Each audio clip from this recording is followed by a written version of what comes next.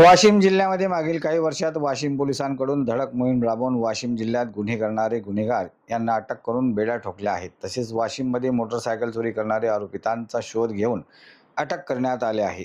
16/6/2026 रोजी ग्राम शेलू खडसे येथे राहणारा व मोटरसायकल चोरी करणारा इसम वाशिम येथे मोटरसायकल चोरी करण्याकरता आला असल्याबाबतची गोपनीय माहिती स्थानिक गुन्हे शाखा वाशिमच्या टीमला मिळाली. यावरून पोलीस निरीक्षक प्रदीप परदेशी यांना तात्काळ माहिती मिळताच त्यांनी सहाय्यक पोलीस निरीक्षक योगेश धोत्रे यांच्यासोबत एक टीम तयार करून आरोपी शोधकरिता रवाना केले.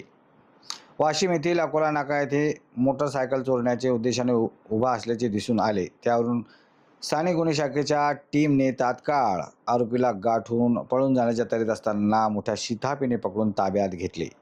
सदर आरोपीचे नाव सतीश गौतम तुरेराव असून हा शेलू खडसे तालुका रिसोड जिल्हा वाशिम येथील रहिवासी आहे.